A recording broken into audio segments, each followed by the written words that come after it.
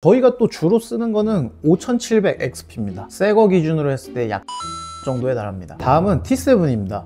1000만원에서 한 6만원 사이로 보시면 됩니다. 그리고 마지막으로 T20입니다. 새 제품 기준으로 했을 때 저도 이 가격을 듣고 몇 번 다시 물어봤습니다. 대략 한 10만원 정도 들어갑니다. 안녕하세요, 립캐스트입니다. 최근에 가장 까다로운 청소는 어떤 게 있냐는 질문을 받았는데요. 사실 쉬운 게 없죠. 청소는 일반 집 청소를 할 때도 그냥 쓸고 닦는 것만으로는 해결이 안 되는 상황들이 굉장히 많은데, 특히나 전문 청소를 진행하는 현장에는 무수히 많은 기계가 투입이 됩니다. 그러니까 필요한 기계들을 투입을 하면서 적은 인원으로 빠른 작업 결과를 낼 수 있기 때문에 각 현장에 맞는 기계들이 항상 투입이 됩니다. 오늘은 청소 현장에서 사용하는 기계들, 이 기계들에 대해서 한번 소개를 해볼까 합니다. 오늘 영상은 작은 것부터 큰 기계까지 한번 전체적으로 자주 사용하는 것들 위주로 리뷰를 해보도록 하겠습니다. 일단 첫 번째는 핸드 그라인더입니다. 이제 핸드 그라인더 하면은 세차, 광택을 낼 때도 쓰고 뭐 세차 용품으로 많이 쓰시는데, 이제 저희가 쓰는 핸드는 대리석을 다룰 때 주로 사용을 하게 됩니다. 뭐 이제 제품 가격은 보통 20만원에서 한 80만원, 뭐 유선이냐 무선이냐에 따라서 조금 가격의 차이가 있고요. 이제 대리석 연마기 16인치면은 보통 한 요 정도 크기가 되기 때문에 이런 16인치 연마기가 들어가지 못하는 좁은 공간이나 아니면 이런 대리석 상판 등의 파손 때문에 연마기가 못 올라가는 경우에 사용을 합니다. 그래서 특히 이런 상판에 사용을 할 때는 바닥보다 시간이 더 오래 걸려요. 하지만 이 파손을 방지하기 위해서 이런 대리석 상판에는 핸드 그라인더를 사용을 합니다. 두 번째는 산업용 건습식 청소기입니다. 이 건습식 청소기는 먼지와 물기까지 다 해결해 줄 수 있는 그런 만능 청소기입니다. 그래서 가격은 작은 건 30만원에서 뭐 성능이 좀 좋은 거는 100만원까지 이 제품들도 굉장히 다양하게 있는데요. 아무래도 미화 현장 같은 경우에는 물을 쓰는 작업이 많다 보니 이 사람이 손으로 물기를 제거하는 작업이 굉장히 오래 걸리거든요. 그래서 그런 작업이 필요 없이 이 오수통에 모여있는 오염수만 비워주면 되기 때문에 매우 편리하게 사용을 하고요. 거의 모든 작업에 필수로 들어가는 아이템입니다. 세 번째는 카펫 건조기입니다. 이 카펫 건조기는 뭐 자주 사용하지는 않는데 카페트 작업이나 왁스 작업을 할 때 주로 사용을 합니다. 가격은 생긴 거와는 다르게 꽤나 가격이 나가는데요. 한 100만원 정도 합니다. 호텔에 있는 뭐 연회장, 그랜드 볼룸이라고 하죠. 그런 연회장이나 호텔 통로에 있는 카페트는 이게 탈거 자체가 안 되고 이동해서 어디 널어 놓을 수가 없다 보니까 이제 샴푸 작업 후에 젖은 카페트를 이 카펫 건조기를 통해서 말려줍니다. 이 카펫 건조기를 사용하지 않으면 카페트가 이미 물에 젖어 있어서 굉장히 습한 상태가 되잖아요. 그래서 카페트에 곰팡이나 악취 등이 생길 수 있어서 이 카펫 건조기를 꼭 사용을 해줘야 됩니다. 그래서 작은 현장에는 최소 한 대, 큰 현장에는 4대까지도 투입이 되는 장비입니다. 네 번째는 마루 광택기입니다. 이 제품은 바닥에 패드를 교체해서 여러 작업에 사용을 할 수 있는 멀티툴입니다. 뭐 카페트, 샴푸, 대리석 일상관리, 바닥 세정, 그리고 방리 이런 것들이 모두 가능하기 때문에 활용도가 높은 그런 장비입니다.